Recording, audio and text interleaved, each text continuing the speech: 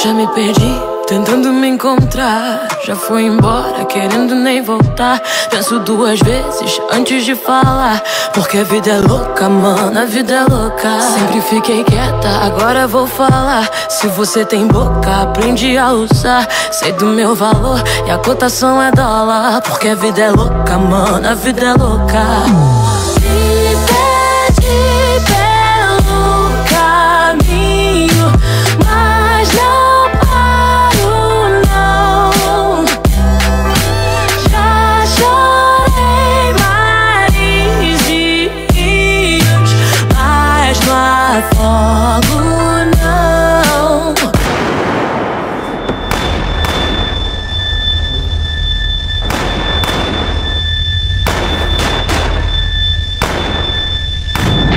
Sempre no meu jeitinho, é bruto, mas é com carinho, porque Deus me fez assim, dona de mim. Deixo a minha fé guiar, sei que um dia chego lá, porque Deus me fez assim, dona de mim.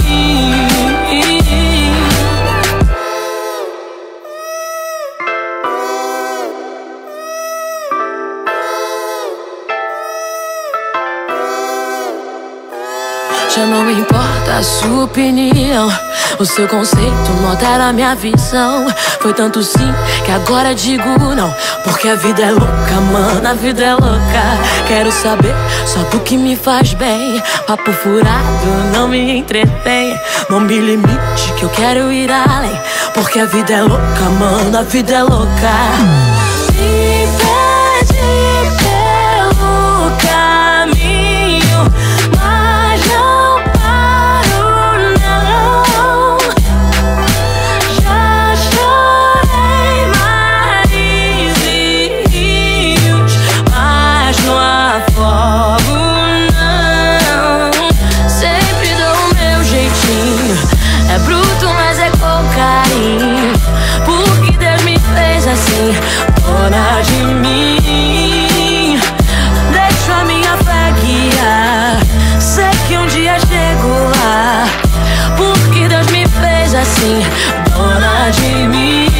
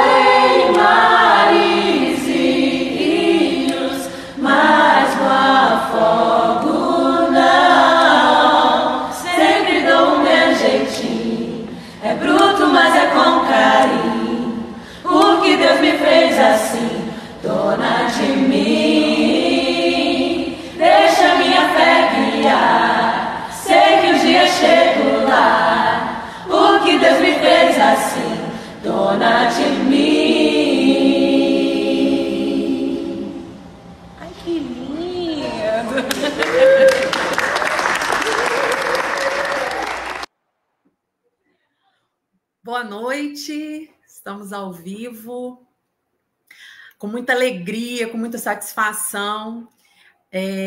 Estamos nessa noite maravilhosa, recebendo Tamires Sampaio. Eu sou Valéria Dias, membro do coletivo Lélias. Eu sou uma mulher negra da cor parda. Estou aqui usando uma blusa branca com o rosto da Marielle, cheio de flores, muito linda. Tenho os meus cabelos alisados, Meu rosto é arredondado, estou com uns brincos grandes, vermelhos. Atrás de mim você vai ver uma parede branca e alguns símbolos, alguns livros, alguns símbolos importantes da minha cultura. Com muita alegria, nós vou recepcionar as meninas primeiro. Estamos aqui para fazer a live Resistimos, né, contra as opressões, as opressões cotidianas das mulheres. Tamires, eu não sei nem como te falar alegria, né? Quanto tempo a gente te acompanha, como que nós estamos felizes de conseguir fazer esse encontro neste momento. Acho que foi providencial mesmo, foi muito, muito importante para a gente. A gente já te acompanha há bastante tempo. E quero falar quem é a Tamires Sampaio. Bem-vinda ao interior de Minas, bem-vinda à Zona da Mata Mineira. Você que é de São Paulo, então, assim, você vê o quanto que você é referência no Brasil, né? Nesse cantinho de Minas aqui, o quanto tem tantas mulheres que te admiram e te acompanham. A Tamires tem uma trajetória linda. Eu sei que é muito da sua mãe, né, Tamires? Da sua história, eu vejo algumas entrevistas você sempre remetendo a ela, né? E você fez uma campanha ano passado maravilhosa, você é formada em Direito. Tem pessoas aqui em Cataguá já mandaram um monte de mensagem para mim falando do seu livro, que ficaram assim encantados, né? E que querendo fazer perguntas e tudo. E assim, a sua referência hoje dentro, né, do governo Lula, sendo assessor especial do ministro Flávio Dino, trazer essa experiência para a gente, né? Que eu acho que muito do nosso município, da vivência política dentro do município, remonta muito do seu trabalho aí a nível federal. Então, gostaria que você se apresentasse aí para a gente. Forte abraço, eu estou muito nervosa. Imagina, bate-papo. Eu que agradeço, para mim é um prazer estar aqui conversando com vocês. Fico muito feliz com o convite. Que pena que demorou tanto, mas que bom que deu certo. Né? Então, para mim é um prazer estar aqui dialogando com vocês e saber que essa trajetória aí, ela alcançou a Zona da Mata Mineira. Enfim, eu estava comentando antes da gente entrar, né? Tenho muitos amigos mineiros, amo Minas. Fiquei muito feliz com o convite. Eu sou uma mulher negra, tenho cabelo, estou com cabelo trançado, com tranças com cacho na ponta. A cor das tranças é meio vinho. Eu tentei um vermelho, mas não tinha, então é um vinho. Uso óculos, um óculos tem uma tonalidade também vermelho, meio mais para vinho. Tô com um macacão, que também é meio vinho, então vocês percebem, né, que a pessoa é viciada essa cor. Tô com crachá, né, do Ministério, e usando minhas guias do Oxóssi, Yansan e Oxóssi, que são meus orixás, né? Sou uma mulher candomblé, sou jovem, 30 anos, tô maquiada, acho que é isso. Tô sentada aqui atrás de mim, vocês podem ver o presidente Lula e a Yansan, que estão aqui na parede da minha sala aqui no Ministério da Justiça e Segurança Pública. Estou aqui no Ministério e muito feliz de poder estar aqui dialogando com vocês nesse mês.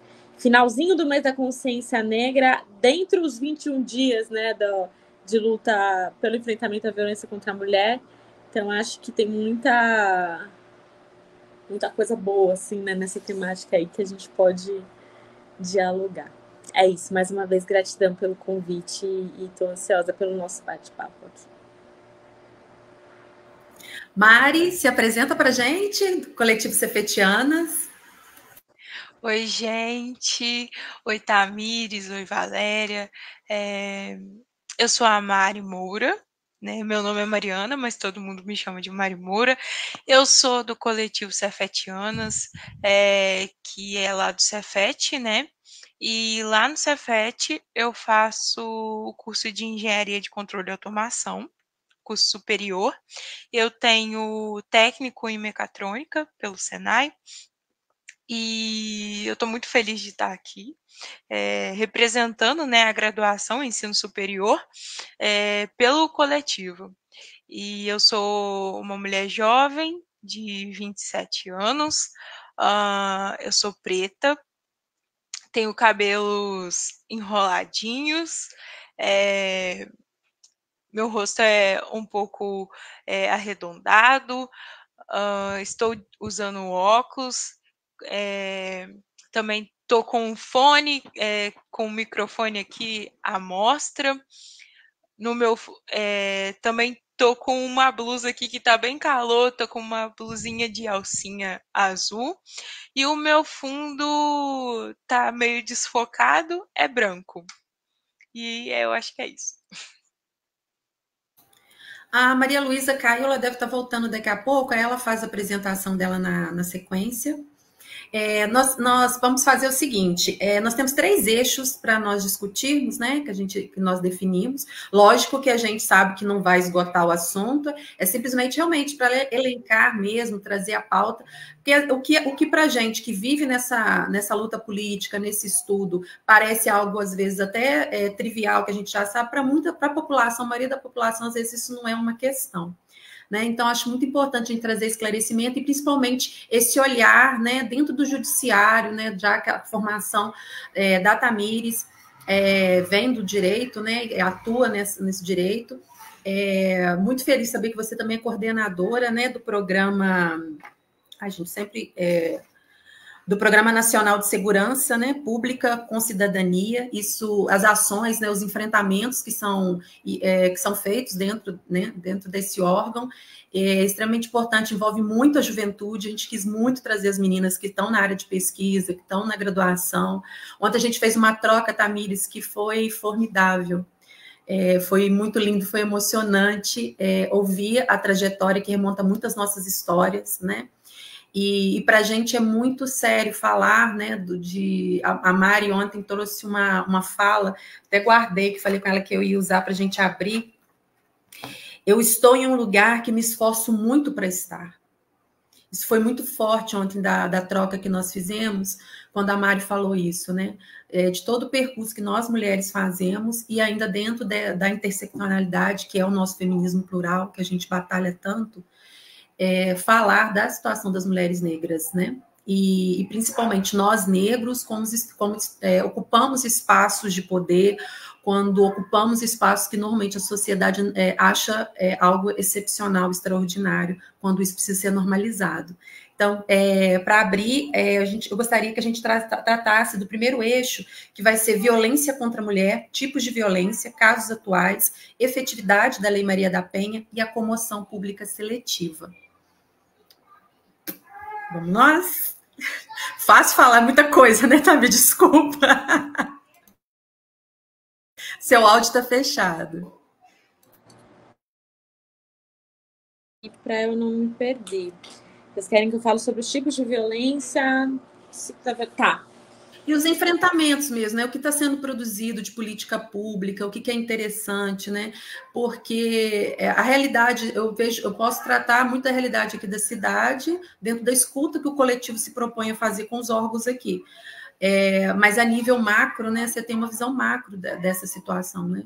Tá bom, vou tentar fazer uma fala geralzona para a gente conseguir também ter um bate-papo e não ficar muito tempo, mas então, no geral.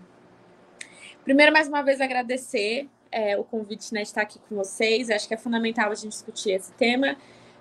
Reafirmar, né? Estamos em novembro ainda, finalzinho de novembro, mas é o mês da consciência negra, e a gente está nos 21 dias de militância, de ativismo para o enfrentamento ao feminicídio, enfrentamento à violência contra as mulheres. Acho que falar sobre esse tema, né, nessa data também é simbólico, porque é também parte desse processo de enfrentamento à violência contra a mulher, é também fazer uma discussão sobre acesso à informação, né, sobre educação, porque muitas vezes, como a gente vive numa sociedade em que o machismo é estrutural, o racismo é estrutural, tem uma série de violências que são naturalizadas, né, na nossa sociedade, nas nossas relações sociais, na nossa cultura. E muitas vezes uma série de mulheres sofrem determinadas violências e elas não identificam que o que elas estão passando, o que elas estão vivendo, fazem parte de um processo de violência, né, contra a mulher, de violência doméstica. Então, a Lei Maria da Penha ela foi promulgada e na lei ela traz 5 tipos de violência doméstica, né? Tem as mais conhecidas, né, vamos chamadas, que é a violência física, violência sexual, mas também tem outros tipos de violência que muitas vezes passam desapercebidos, como a violência patrimonial. Então, assim, a violência física é todo qualquer tipo de violência contra o corpo, né? De bater, de puxar, arranhão, enfim. Violência sexual, então, todo qualquer tipo de violência que envolva ou assédio sexual, tentativa de relação forçada, enfim. E aí as outras que eu comentei que muitas vezes elas passam desapercebidas, né? A violência patrimonial, que é quando você é impedida de trabalhar, quando os seus instrumentos de trabalho, mesmo objetos pessoais, são quebrados, né? Então, se o agressor tá num relacionamento e fala assim, não, mas eu trabalho, né? Eu levo dinheiro para casa, para que você quer trabalhar? Isso é um tipo de violência patrimonial. Se em uma situação de briga, não encosta, né? Não chega a ter nenhuma violência física na mulher, mas quebra a roupa, né? Sei lá, rasga a roupa, quebra a maquiagem ou qualquer outro desse né? De tipo que envolva o patrimônio dessa mulher, né? Esse patrimônio ser atacado. Tanto de quebrar esse patrimônio, quanto de impedir que essa mulher consiga esse patrimônio. Se a mulher trabalha, mas o salário dela ele é controlado pelo homem, por exemplo, isso também é um tipo de violência patrimonial. Tem a violência psicológica, que também é uma violência que é muito grave, que quando a gente fala sobre relacionamento abusivo, né, sobre o controle que essa pessoa tem, que o homem tem sobre a mulher, um controle psicológico mesmo, assim, né, de tentar dialogar e impedir que essa mulher ela tenha contato com a família, que tenha contato com os amigos, que subjugue essa mulher, que coloque para baixo, né, que cria uma dependência emocional com essa pessoa, né, uma dependência sobre esse relacionamento. E aí, aos poucos, essa mulher ela vai se afastando dos amigos, se afastando dos familiares, se afastando de... Então, esse também é um tipo de violência tipificado, que é a violência psicológica. E tem a violência moral, que é quando né, essa moral dessa mulher é questionada. Então, o xingamento público, maltratar público, questionar a roupa, xingar de puta, né, esse tratar de maneira pública de uma maneira pejorativa, essa violência moral. Então, a Lei Maria da Penha ela traz 5 tipos de violência e é importante dizer, todos esses tipos, qualquer sejam os casos, é violência contra a mulher, em situação doméstica é violência doméstica. A Lei Maria da Penha, ela é colocada, então ela identifica essas violências e elas podem e devem ser denunciadas. É fundamental que seja denunciado, inclusive para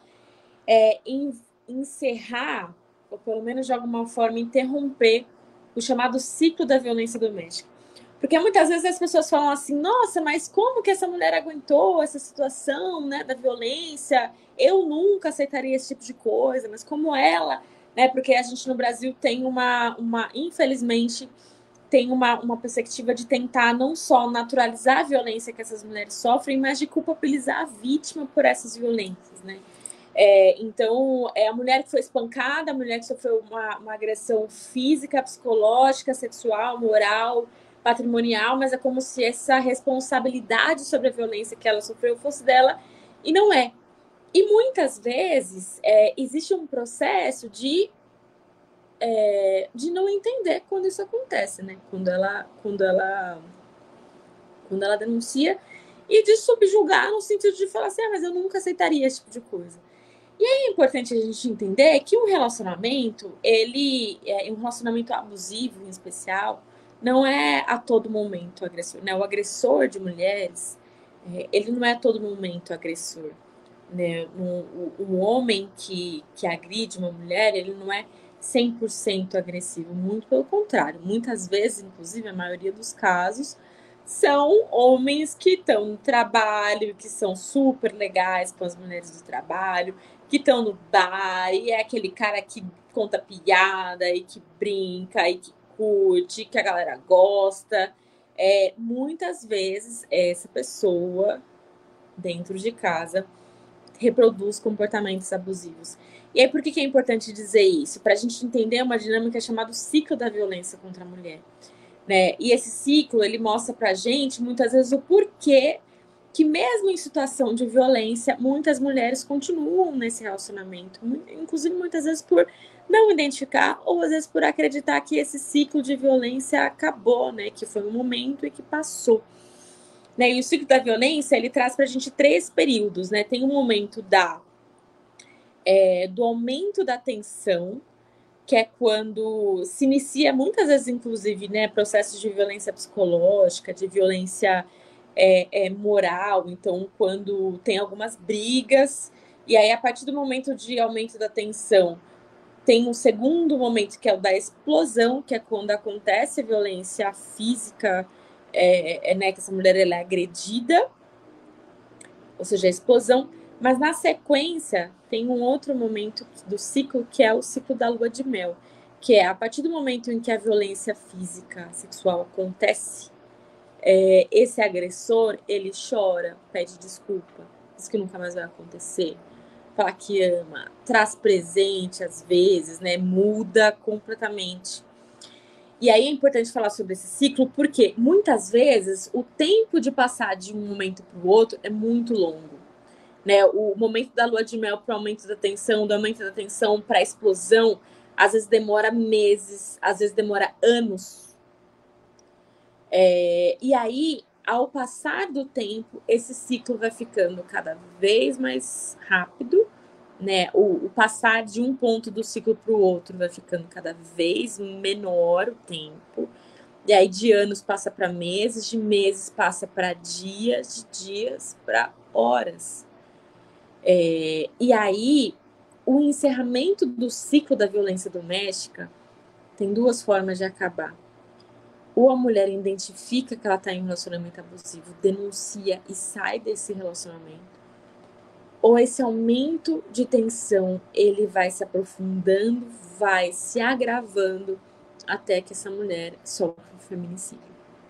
Até que essa explosão de violência física, sexual, passa para a morte.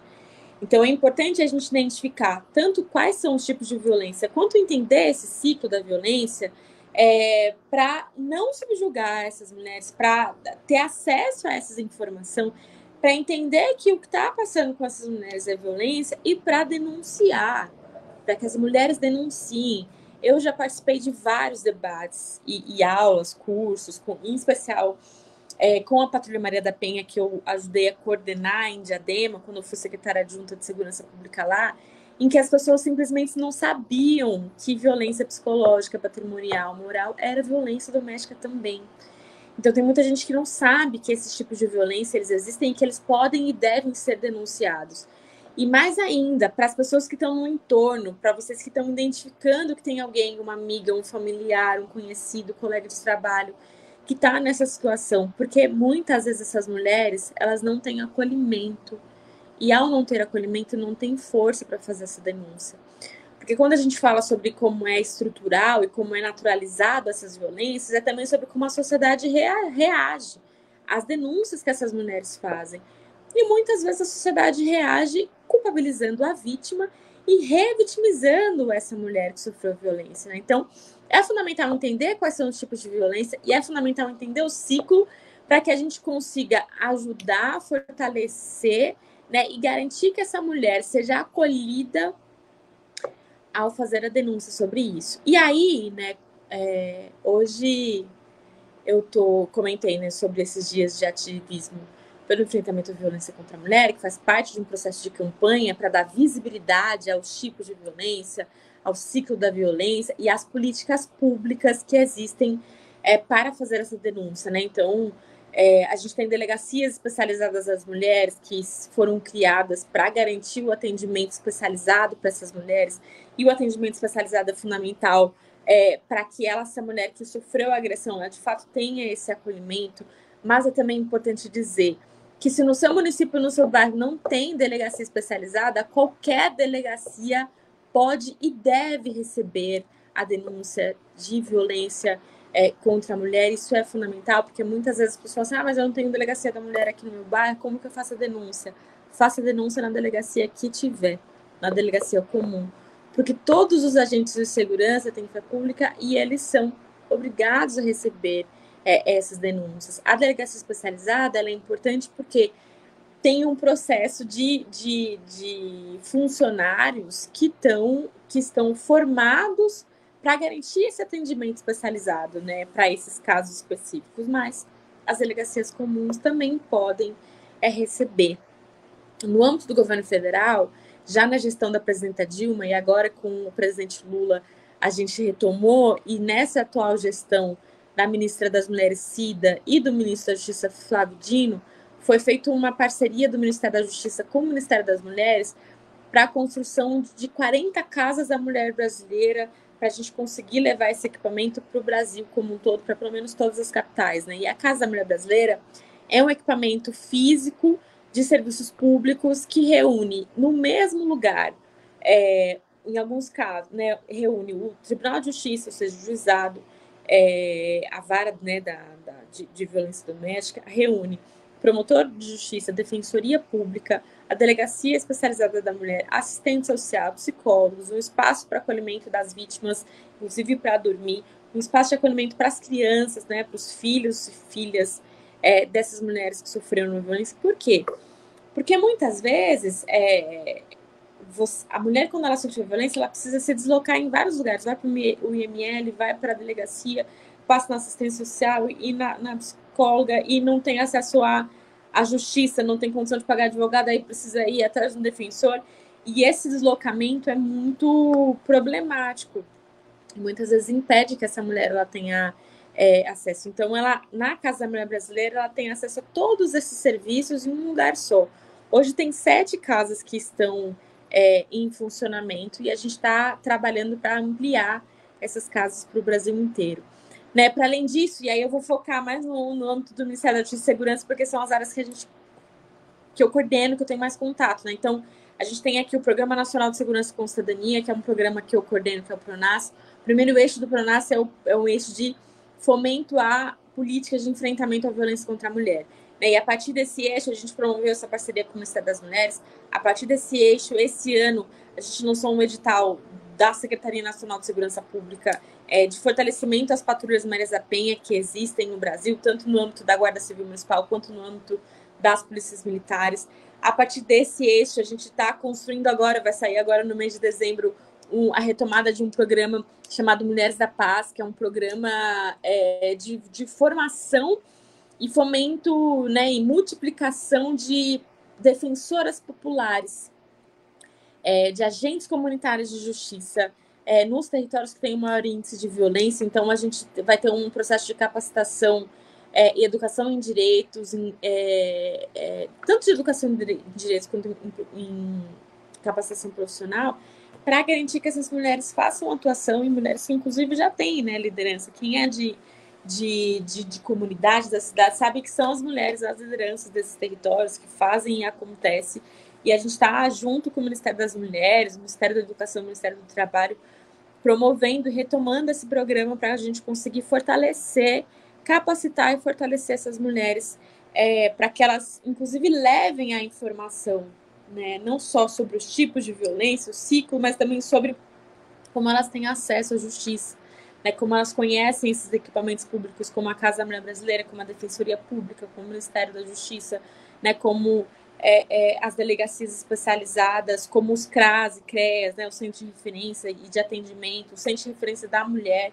É fundamental a gente ter acesso a essa informação para, ao se deparar com uma situação de violência ou ao identificar, né, não só sofrer, mas presenciar, a gente saber como atuar, a quem recorrer e como que o poder público pode acolher essas pessoas. Eu falei que ia falar rápido, mas olha só, né, já estou aqui falando demais.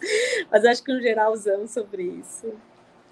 Não, foi muito importante a sua fala, porque assim, a gente fica tentando encaixar na realidade que a gente vive, né? Eu acho que isso também é o...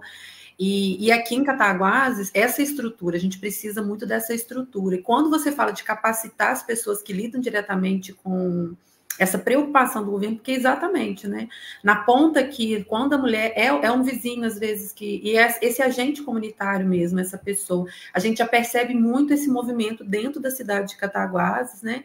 Que é um trabalho muito empírico, um trabalho que é de doação mesmo, de tempo, de solidariedade, instituições civis se organizando em prol disso. Então, assim, é muito, muito importante. O coletivo, a gente sempre esteve muito preocupado exatamente com essa capacitação, né? Para não fazer com que a mulher passe de novo por um processo, mais um processo de violência, ao ter que contar sobre essa violência em diversos espaços, né?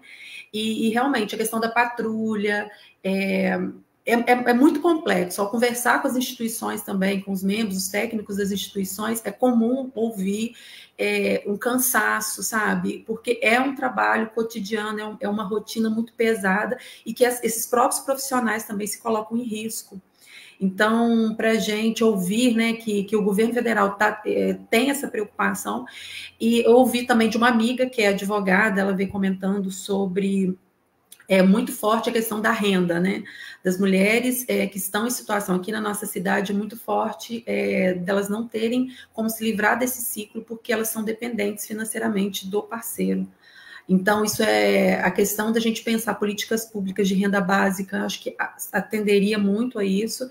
E eu vi também, tá, não sei se eu gostaria de saber a sua opinião, a gente não conversou antes sobre isso, mas é um projeto que tem no Ceará sobre as tornozeleiras para os agressores, né? Para a mulher realmente se sentir assistida nesse sentido, né? Que eu acredito que o maior número de incidências, né, que a gente tem dos homicídios, no feminicídio, é esse homem que já está com a medida protetiva e ele consegue ainda acesso à vítima. O Ministério das Mulheres, o Ministério da Justiça e Segurança Pública está montando uma parceria para a gente conseguir, na real, não só no Ceará, tem outros estados que também tem, mas a gente quer construir um processo para que todos os homens que têm medida protetiva, em especial que estão em uma situação crítica, né? Porque essas medidas elas são avaliadas no grau de urgência, né, inclusive. Então, que estão em situação crítica, eles serem acompanhados por tornozeleira eletrônica. Por quê? A Patrulha Maria da Penha ela serve para fazer o acompanhamento das mulheres que têm a medida para garantir que essa medida seja cumprida. E se o agressor, de alguma forma, tenta burlar, ele seja preso. Mas a patrulha, ela faz o patrulhamento periódico, né, de visita e de diálogo com essas mulheres, mas se o agressor, né, tenta chegar até essa mulher fora do momento da patrulha, os mecanismos que essas mulheres têm de socorro são o acionamento da patrulha, o ligar, o botão de pânico, ligar, só que até chegar, né, passou um tempo, muitas vezes a violência ela se repete e, infelizmente, muitas vezes a violência ela pode ser até fatal. Agora, se o agressor ele é acompanhado por uma tornozeleira eletrônica, né, tem um acompanhamento, um monitoramento eletrônico, os agentes de segurança a partir da central conseguem identificar onde ele está e se ele cruza, né, um perímetro próximo, eles já acionam a viatura mais próxima e já vão até o local. Inclusive, independente de ser acionado pela vítima ou não. Muitas vezes até consegue avisar, né, essa mulher que esse agressor está perto ou não está perto, né? Então, a gente acredita, inclusive o Ministério das Mulheres, a gente teve uma reunião semana passada, inclusive, da ministra Cida com o ministro Flávio Dino, para falar sobre isso, né? Para falar sobre como o Ministério das Mulheres tem como um dos principais ações, né, uma das principais pautas para essa política preventiva do feminicídio, para a prevenção do feminicídio, essa nacionalização do uso, né, e do monitoramento eletrônico dos agressores que têm medida protetiva. Voltar. Oi, travou? Estão me ouvindo? Estamos ouvindo. Vocês só não estão aparecendo aqui. Ah, tá. Aí voltamos. Vou pedir a Maria Luísa para se apresentar, que ela caiu a conexão. Apresenta para a gente aí, querida. Ex-aluna de escola pública. Boa noite, gente. Desculpa o imprevisto aí, tinha um problema aqui.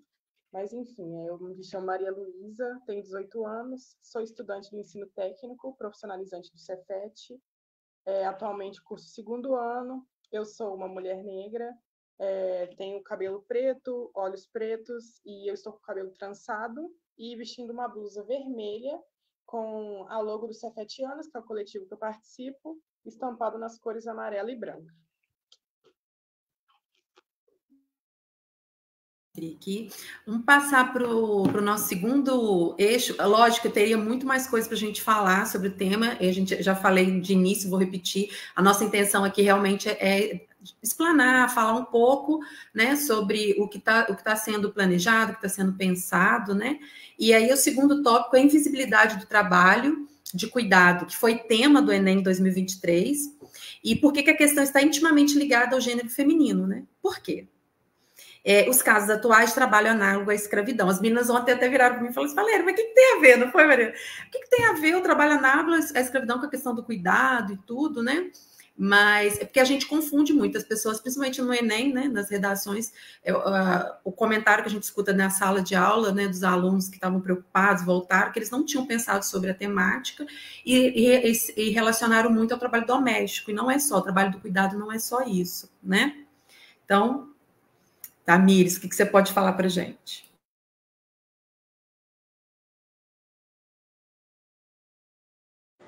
Eu achei esse tema muito legal quando eu vi, né, o tema da redação do Enem. Não me deixa sozinha aqui, não, deixa elas aqui, porque fica parecendo que eu tô falando comigo mesma. Eu acho que é mais legal assim. E eu acho que, assim, esse tema de invisibilidade, né, do trabalho de cuidado, primeiro, quando a gente fala sobre o machismo estrutural, né, e sobre essas naturalizações que existem na sociedade, tem uma coisa que...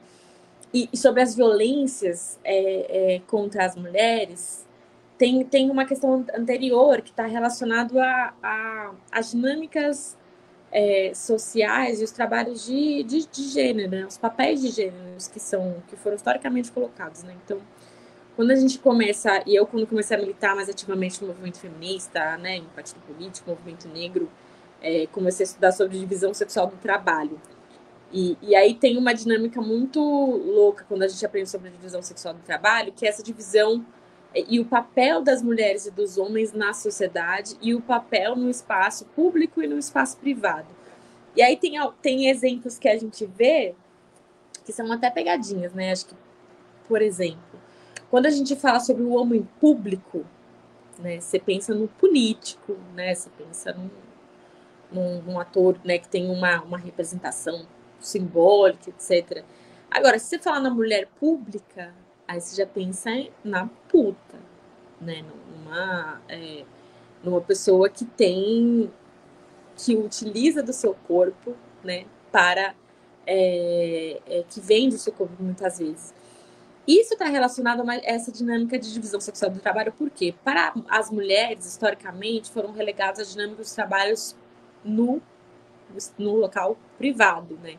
E os trabalhos no espaço privado também está relacionado aos trabalhos de cuidado, aos trabalhos reprodutivos, né? Os trabalhos que envolvem desde do lavar, o passar, o cozinhar, o limpar, o cuidar fisicamente, a criação, né? Esses trabalhos que são considerados reprodutivos e que, se a gente for pensar, está diretamente relacionado também ao trabalho produtivo, que aí, historicamente, são construídos esses trabalhos de fora, né? Os trabalhos públicos, tudo, né? Os econômicos, enfim, todo o trabalho que você faz para fora da sua casa. Só que não existe o trabalho produtivo sem o trabalho reprodutivo. A gente não consegue fazer absolutamente nada sem se alimentar, sem ter roupa passada, né? Sem ter os processos de cuidado. Só que uma forma de garantir essa posição de inferiorização das mulheres e, para além disso, né, inferiorização desse trabalho que é feito na perspectiva reprodutiva, isso foi sendo descapitalizado. E isso está relacionado com pensar, né, um trabalho análogo à escravidão também. Por quê? Porque, historicamente, no Brasil, esse serviço reprodutivo e serviços de cuidado, há anos atrás, eram feitos por pessoas escravizadas.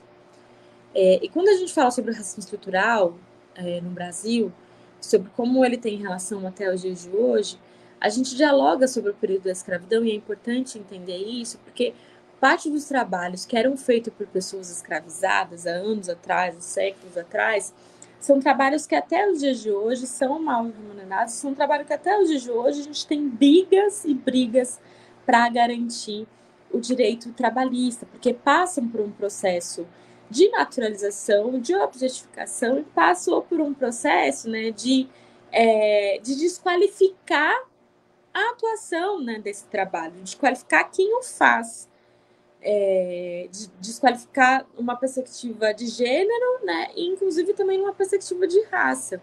Se a gente for pensar aqui, a PEC das domésticas, né, que trouxeram garantias de direitos trabalhistas para empregadas domésticas no nosso Brasil, foi uma PEC que foi votada nesse século, há poucos anos, 20 anos, menos de 20 anos na realidade, e que ainda hoje a gente percebe empregadas domésticas que não são registradas CLT, que não têm os seus direitos trabalhistas, e que tem gente que questiona sobre isso e que acha um absurdo. Isso está relacionado, né, a como a gente, primeiro, desqualifica esses trabalhadores, essas trabalhadoras.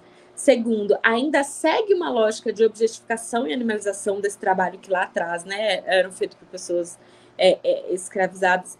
Terceiro, desqualifica o trabalho de cuidado, né, desqualifica esse trabalho reprodutivo, que é identificado como um trabalho do espaço privado, ou seja, um trabalho que é feito por mulheres, né, que foi feito para que mulheres façam, e que numa perspectiva histórica, né, numa perspectiva histórica econômica, por muitos anos também foram feitos por pessoas escravizadas.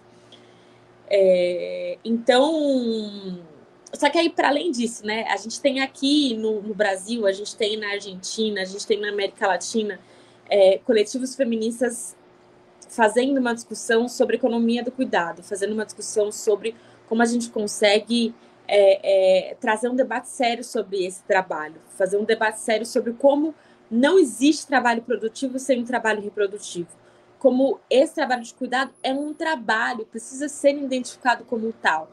Não dá para a gente mais naturalizar e garantir continuar em uma sociedade como a nossa, no século XXI, 2023, ainda entender e continuar com essas dinâmicas, né, de identificar o espaço privado, o espaço público, e a mulher no espaço privado, o homem no espaço público, e a mulher que ousa ocupar o espaço público ser atacada, ser violentada. Se a gente vê as mulheres que são políticas, deputadas, vereadoras, que são ameaçadas, a gente aqui no Ministério recebe quase que semanalmente, infelizmente, né, denúncias de ameaças contra parlamentares e mulheres na política no nosso país. E por que isso acontece? Porque elas estão violando essa regra de de subverter essa dinâmica do espaço público para homens e do espaço privado para as mulheres, né?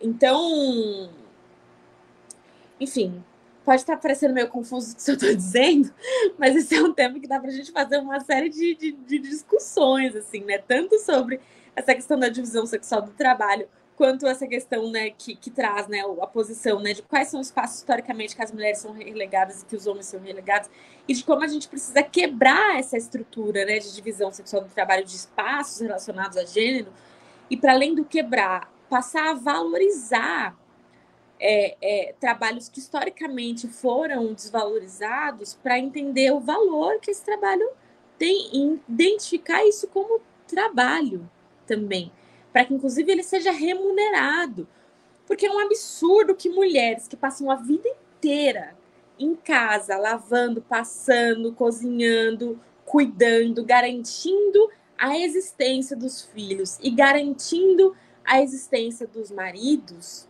elas não serem remuneradas por isso. Elas não terem direitos previdenciários, né, mais para frente por conta disso. Como se essas ações, esses atos que elas fizeram não fossem trabalho. E é trabalho. E é um trabalho essencial para a vida humana, porque é um trabalho que, se ele não existe, todos os outros não podem ser feitos. Tentem ir para fora de casa sem se alimentar. Tentem ir para fora de casa sem roupa. né? Tentem ir para fora de casa, né? Sem essas ações básicas que muitas vezes mulheres fazem e que é invisibilizado, né?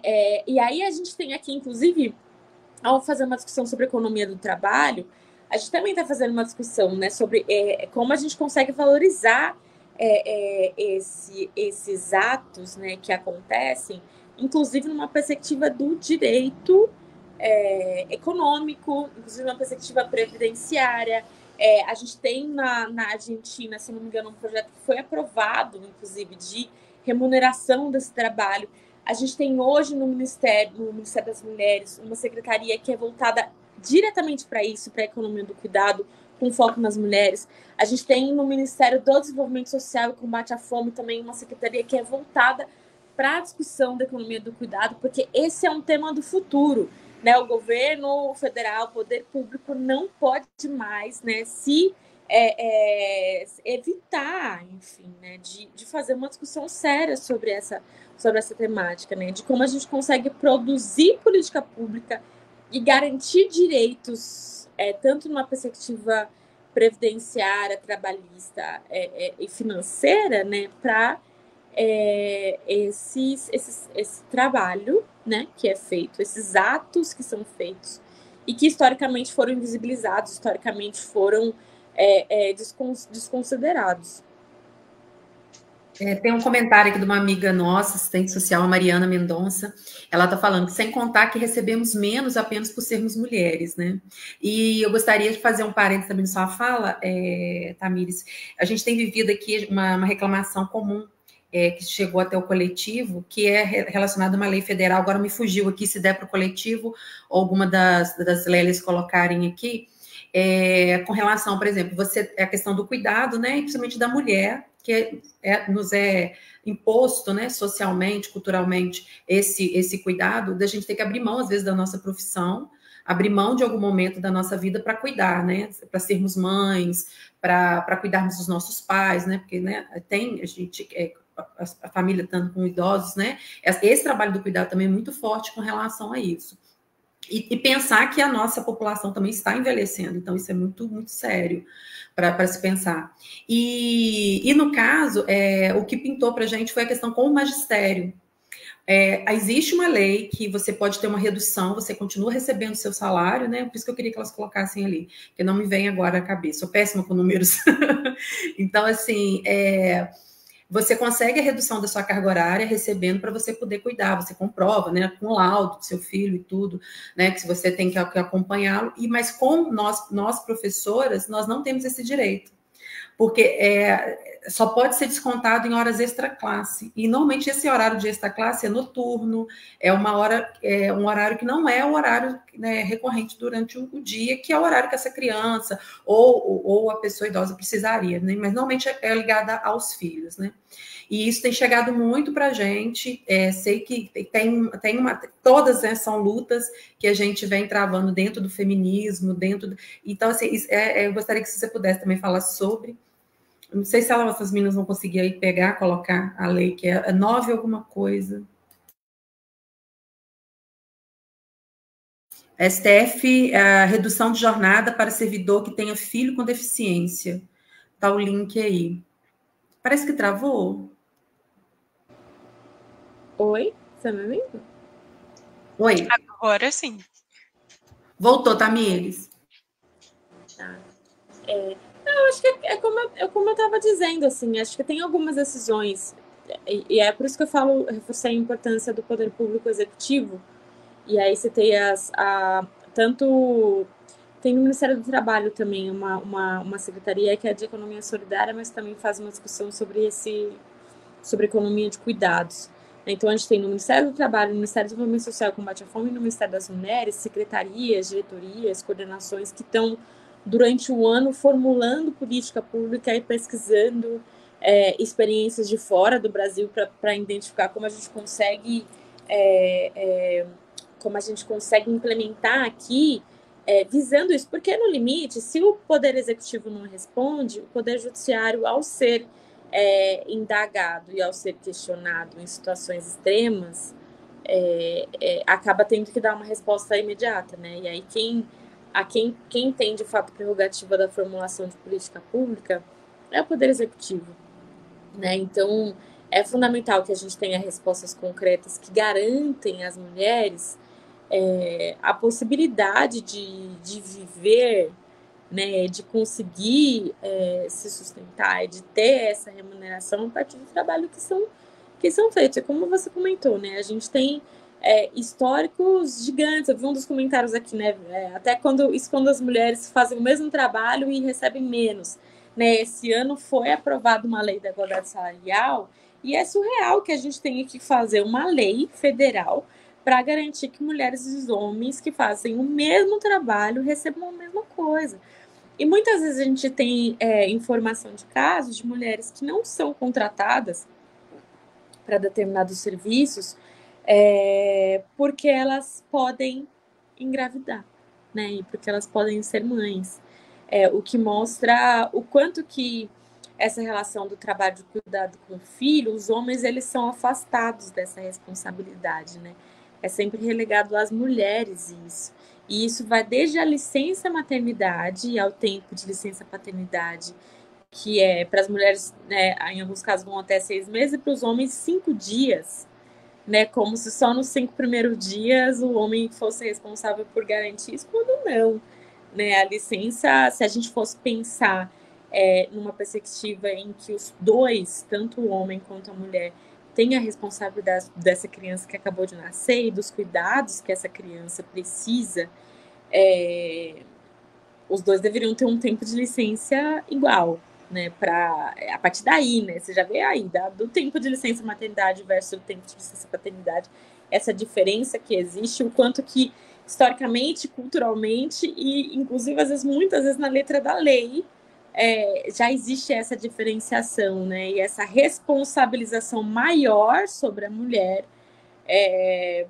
desses trabalhos que são feitos. Eu até queria ler aqui, gente, um comentário da Laís Rios, que está participando aqui com a gente, que ela fala que também considerou extremamente importante que o Enem tenha abordado esse tema, até porque, por meio dos comentários a respeito dele, a gente consegue perceber o quanto esse trabalho de cuidado é realmente desconsiderado. E houve postagens, né, de homens que realmente não compreenderam o tema ou a relevância dele, e isso comprova que é uma discussão muito urgente. O Mari, já mantendo o assunto, mas falando um pouquinho sobre o nosso lugar, aquele papo que a gente teve ontem que foi muito bacana, gostaria que você contasse um pouco também, para a gente conversar com a Tamires. Eu sei que ontem foi anunciado pelo governo Lula, né?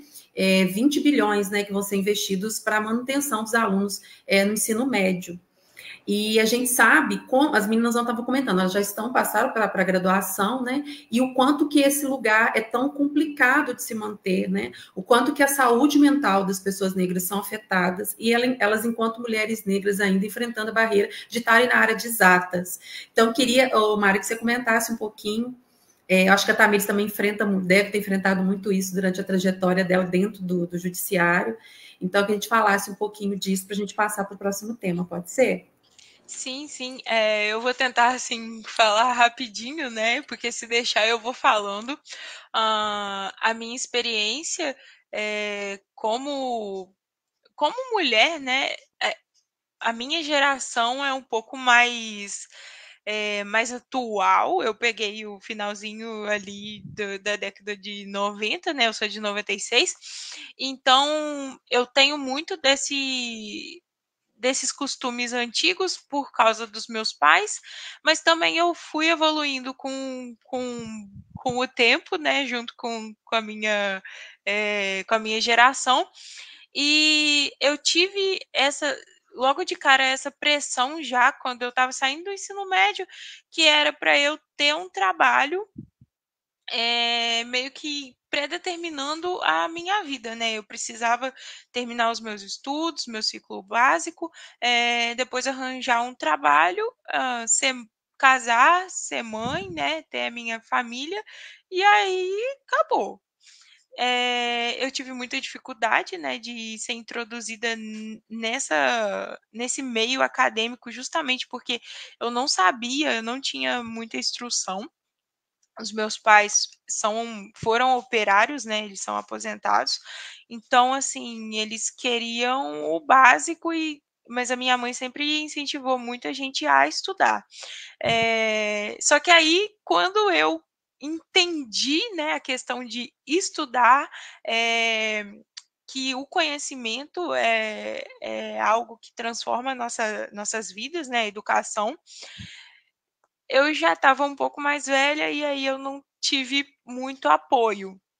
Então, foi o que eu falei com a Valéria e com a Malu, que, assim, eu já entrei na graduação sentindo esse peso de, tipo, não é para mim estar aqui. Eu teria que fazer uma outra jornada e eu tô mudando isso tudo, porque, sei lá, porque eu sou curiosa e quero aprender. E aí eu escolhi um curso, assim, que dentro da exatas, o preconceito contra a mulher é muito grande, porque é como se a gente não pudesse estar ali. E ainda me vejo num lugar ainda um pouco mais difícil por ser uma mulher preta. Então, assim, já tem uma dificuldade de ser mulher nesse meio, na engenharia, e aí eu me encontro quase que, assim, sozinha. Hoje, agora que está entrando mais mulheres pretas na engenharia, só que na instituição que eu estou, mas esse ano, em um determinado momento, eu falei assim, nossa, quais são as oportunidades que me foi dada? São iguais a das outras mulheres? E assim, um nível acima do que isso, são iguais a outros homens? As oportunidades que me foram dadas? E aí eu não me senti valorizada, e foi aí que eu falei para Valéria, né, que tipo assim, é difícil estar no lugar que eu estou hoje, e é mais complicado ainda permanecer nesse lugar. A Maria Luísa caiu aqui da live, mas ela também, ela está no ensino técnico, e para ela também é muito complicado, porque a mãe dela é mãe solteira, criou ela e as irmãs dela, e ela precisa ajudar financeiramente em casa. Então, assim, já teve alguns comentários, né, para ela de tipo, nossa, você pode muito bem dar conta, você pode muito bem estudar e trabalhar e, sei lá, no momento da sua pausa no trabalho, você pega um livro e estuda. Não é tão fácil assim.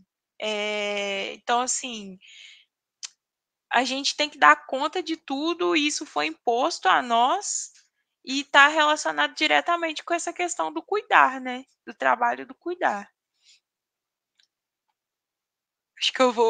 Eu acho que eu consegui resumir um pouco aqui.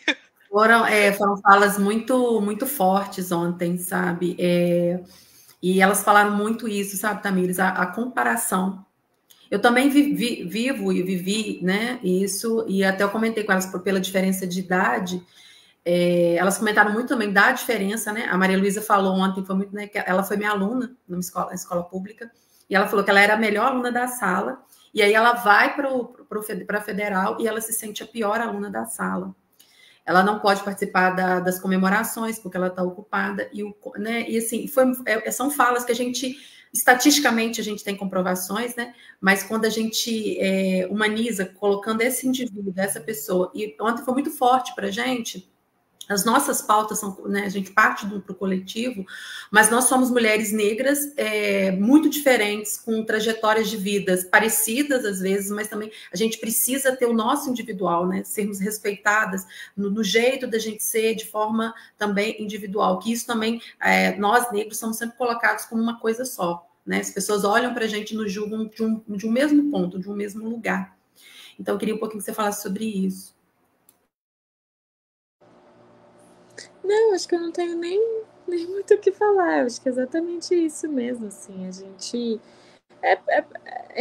a gente é como se existissem locais em que é permitido estar e existir e outros em que não é. E aí, quando a gente quebra, né, essas dinâmicas, essas barreiras que tentam construir pra gente, esses limites, né, que tentam colocar, quando isso é quebrado, quando a gente cria asa e voa, né, e vai para outros lugares, outros territórios, ocupa outros espaços, isso muitas vezes choca, isso muitas vezes faz as pessoas questionarem a nossa presença, e é fundamental ter essa clareza de que o lugar é nosso, sim, que a gente tem que estar lá, né, a maioria da população brasileira, e a gente tem que estar em todos os espaços, né, por isso que é, inclusive, eu só vou falar isso para a gente passar para o próximo, porque eu estou com um problema de horário, eu vou ter que sair 8h30. A gente não pode entender o combate ao racismo como uma caixinha. Sabe, a caixinha do combate ao racismo, a caixinha da igualdade racial, a caixinha onde as pessoas negras podem ficar. Não! Né? Falar que o racismo é estrutural significa que ele está que ele direciona o nosso comportamento, as nossas relações e como as instituições funcionam em todas as áreas, né? E isso significa que a gente tem que ocupar todas as áreas, né?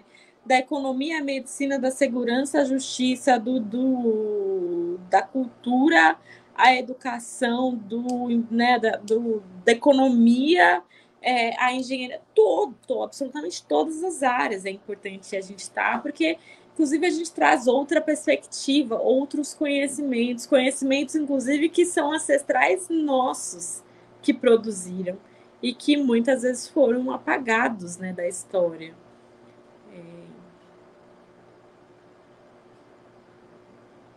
Exatamente. O último tópico aqui, políticas públicas voltadas para as mulheres, ações de hoje sendo praticadas, projetos futuros relacionados à mulher. Acho que a gente já falou, já pincelou bastante coisa nesse sentido, né? Acho que a gente podia só mesmo para fechar. E eu acho que é muito importante também, né, a gente pensar nas políticas para nos mantermos nesses espaços, né? E hoje acho que é muito forte no movimento negro, a gente passou por muitos processos, né? E hoje eu acho que é muito forte a questão do remunerado, de ser remunerado, a questão de estarmos realmente tendo o nosso trabalho sendo valorizado, e os investimentos de políticas públicas no trabalho, né, de associações, de agentes negros, de pessoas negras. Aqui em Cataguases a gente tem um trabalho que é muito importante, que é do audiovisual, né? Mas a gente precisa exaltar a produção e contar as nossas histórias a partir de produções, né, da nossa própria cidade. É uma frente de trabalho que eu estou assumindo também, que eu acho muito bacana, com um grupo muito, muito potente. E eu acho que acredito realmente, né, que é investir nisso, investir na comunidade, potencializar as nossas comunidades também. O movimento negro tem, acho que, invadido muito com essa pauta aqui, que eu acho que é o caminho para a gente realmente fazer as transformações sociais e combater essas estruturas de colisão que a gente vive, né? Exatamente, acho que é isso. A gente já comentei algumas das políticas, né? Então vou aproveitar esse espaço aqui, essa retinha final, mas para dizer da importância desses debates. Assim, eu acho que é fundamental a gente ter uma troca, né, do poder público com estudantes, com professoras.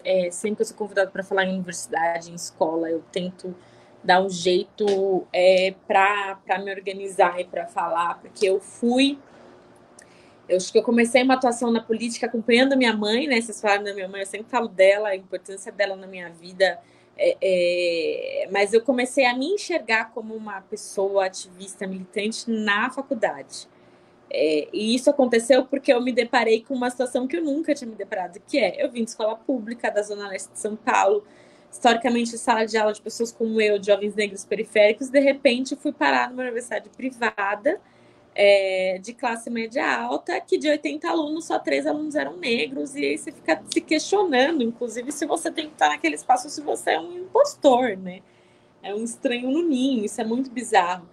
E aí, essa sensação, esse sentimento me fez encontrar outras pessoas que também estavam na mesma condição, e a gente se juntou e fez um coletivo, passou a discutir sobre o enfrentamento às opressões na universidade, sobre o enfrentamento ao racismo, fez um coletivo negro que começou com 10 alunos e passou de 100, né, com o passar dos anos.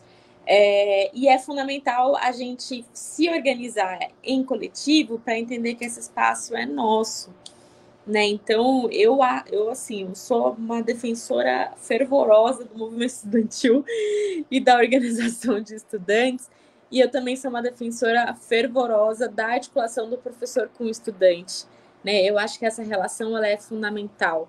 Não só uma relação do mestre, né, pro como é que fala? O mestre e o pupilo, né, vamos dizer assim, né? Mas uma relação de troca, né, de companheirismo, de parceria. Tenho professores meus que hoje são meus amigos. E isso foi fundamental para mim, tanto na escola, no ensino médio, quanto na graduação, depois do mestrado, para passar, né, por esses processos, assim. E mais, eu acho que faz parte da gestão, né, da construção de política pública, fazer essa troca com a educação, né, com as instituições de ensino, com o que está sendo discutido. Tanto no sentido de trazer, né, para essas instituições de ensino o que está sendo formulado, para que os estudantes e os professores tenham acesso a essas informações, mas também numa perspectiva de ouvir, né, e de tentar identificar como a gente consegue aprimorar o trabalho que a gente faz, né, na gestão pública a partir do que está sendo formulado nesses espaços, né, nessas instituições. Então, quero mais uma vez reforçar, né, agradecer o convite de estar aqui. É um prazer sempre poder fazer essa troca com vocês, reforçar, né, os 21 dias de ativismo. A gente até o dia 10 de dezembro está se organizando para uma série de entregas, não só no âmbito do Ministério das Mulheres, mas também aqui no âmbito do Ministério da Justiça e Segurança Pública, me colocar à disposição e aí dizer para quem quiser saber mais sobre o PRONASSE, sobre o trabalho do Ministério da Justiça, a gente tem o site, tem uma aba no site, mas também tem minhas redes sociais, sou tamires.sp. Estou à disposição para dialogar e continuar esse nosso bate-papo. Mari, faz suas considerações. A Luísa está mandando um monte de coisa aqui no chat querendo te perguntar, não vai ter tempo. Infelizmente, ela não conseguiu se manter aqui com a gente, né? Mas está aqui acompanhando e mandando os questionamentos dela. E acho que ela mandou até a Grácia. Aí foi preso aqui queria ouvir um pouco a Tamires sobre o uso da religião como mecanismo de colaboração à violência das mulheres, que é uma área de violência contra as mulheres muito pouco abordada. A gente tem a violência política a violência política de gênero também. Não, esse tema aí dá uma live inteira sozinho, né? Sim, com certeza. Só para marcar, né, o que ela queria falar e deixar aqui, já que ela não pôde se manter aqui conosco. Mari, suas considerações finais, quer falar mais uma coisinha? Foi muito bom estar aqui com vocês, gente, de verdade. Igual a Malu queria estar muito aqui, só que não tá dando, né, tadinha. Mas ela até falou que se preparou muito, queria fazer várias perguntas, e realmente isso daí a gente pode até marcar futuramente, né, para ter mais conversa, porque é muito bom discutir essas coisas. E eu estou muito feliz de poder estar aqui, né, participando com vocês, mulheres negras, e tipo, isso me faz não sentir sozinha, sabe? Não do nada parar e falar assim, meu Deus, qual que é o meu lugar no mundo? E tem mais outras pessoas perguntando qual que é o meu lugar no mundo? E aí, quando a gente entra numa live assim e vê que outras pessoas conseguem dialogar com você e falar das vivências dela e ter meio que uma esperança no futuro, né? É muito bom, muito assim, me dá um sentimento de gratidão, assim, que eu não tô sozinha e que temos um futuro promissor, sim, junto aí, amparado pela educação, que eu, assim, eu aposto todas as minhas fichas na educação, sabe, para o ser humano evoluir.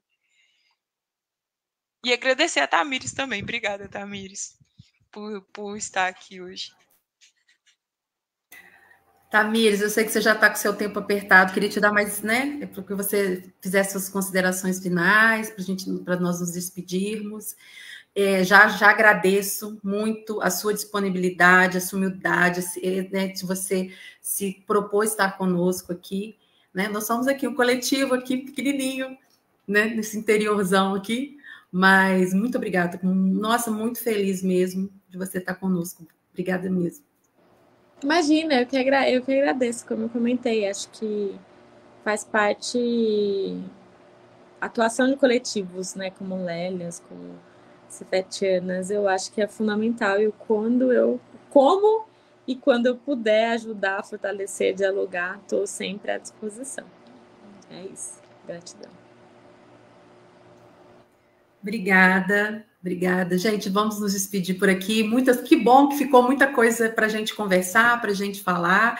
Agradecer muito ao Cefet, esse projeto de extensão maravilhoso que é o Cefetianas, ao Coletivo Lélias, as companheiras do Coletivo Lélias, agradecer ao MNU e agradecer a Tamires novamente, e a Mari, a Malu, tá? Muito obrigada pelo carinho, principalmente a Cátia, que fez esse contato, a tuiteira lá, que atentou tanto a Tamires.